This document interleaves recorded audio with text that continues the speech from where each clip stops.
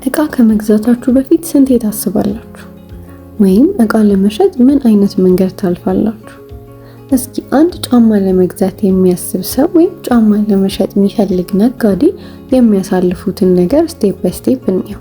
ይሄ ስቴፕ አይዳ ሞዴል ወይም ማርኬቲንግ ፈነል ይባላል። አይዳ የምንለው አዌርነስ፣ ኢንትረስት፣ ዲዛየር ኤንድ አክሽን ነው። እነኚህ 4 ነገሮች ያሳልፋሉ። እሺ ጫማ ገዢው ጋር እንምጣ። በመጀመሪያ ጫማውን ያያል። የት? ምናልባት ኢንስታግራም ላይ ኦር ደግሞ ቲክቶክ ላይ ስክሮል ሲያደርግ ማለት ነው። ጽድት ያለ ስታይሊሽ ስኒከር አየ። ቀለሙ ያምራል፣ ሲለበስ ያምራል፣ ከሁሉም ልብስ ጋር የሚሄድ ነው የሚል ቪዲዮ ሊሆን ይችላል ያየ። እዚህ ጋር ስለ ጫማው አዌርነስ ፈጠርንበት ማለት ነው፣ ወይም አዌርነስ ተፈጠረበት። ከዛስ ቡም ውስጡ ጫማውን የመግዛት ፍላጎት ተቀሰቀሰ። ይህንን አቴንሽን ወይም አዌርነስ እንለዋል። ቢዝነስ ያላቸው ሰዎች፣ ሶሻል ሚዲያ ማናጀሮች፣ አድስ የሚሰሩ ሰዎች፣ ኢንፍሉዌንሰሮች፣ ኮንቴንት ክሬተሮች አቴንሽን ለመፍጠር ይህንን ስቴፕ ይጠቀሙበታል። ከዛስ መጠየቅ ይጀምራል ያ ሰውዬ ብራንዱን፣ ምቾቱን፣ በየቀኑ የሚለበስ መሆኑን፣ ቀለሙ፣ አማራጮቹን፣ እያንዳንዱን ነገር መጠየቅ ይጀምራል። ለመግዛት ከመወሰኑ በፊት ማሰላሰል ይጀምራል።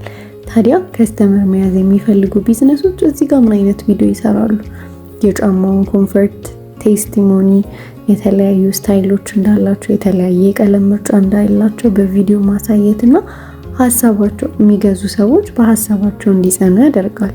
ይህንን ስቴጅ ኢንትረስት እንለዋለን። ነገር ግን ኢንትረስት ብቻውን እቃውን እንዲገዙት አያደርጋቸውም። ሀሳባቸውን ሊቀይሩ ይችላሉ። ጠንካራ ቢዝነሶች ወይም ጠንካራ ዲጂታል ማርኬተሮች ይህንን ጫማ አድርገው ከስተመር ራሳቸውን እንዲያስቡ ያደርጓቸዋል።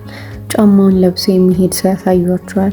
ጫማውን ጂፕ ሲሰሩበት፣ ከጓደኞቻቸው ጋር ጫማው ያምራል የሚል ኮምፕሊመንት ሲቀበሉ ያሳዩቸዋል።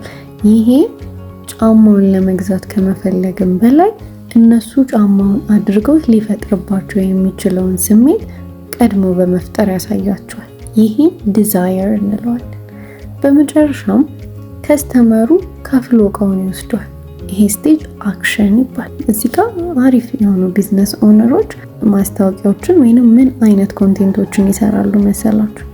20% ቅናሽ፣ ነፃ ዴሊቨሪ፣ ሊሚትድ ስፖት ነው ያለን፣ ሊያልቅ ነው፣ ሰውየው ብዙ በመቆየት ሀሳቡን እንዳይቀይር አሁኑኑ አስወስኖ የሚያስገዛውን አይነት ቪዲዮዎች፣ የተለያዩ ማስታወቂያዎች ይሰራሉ። ስለዚህ ፈርስት ፒፕል ኖቲስ ዩ፣ ያዩዋቸዋል፣ መኖራችሁን ያውቃሉ።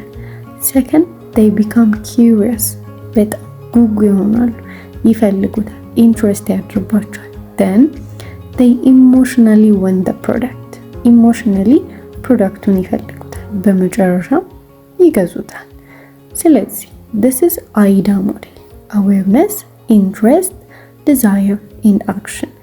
ማንኛውም እቃ መግዛት የሚፈልግ ሰው በዚህ ውስጥ ያልፋል። እቃ መሸጥ የሚፈልግ ሰው ደግሞ በዚህ ውስጥ እንዲያልፍ ያደርገዋል ማለት ነው። በቀጣይ ክላስ እንገናኛለን። እስከዛው ባይ።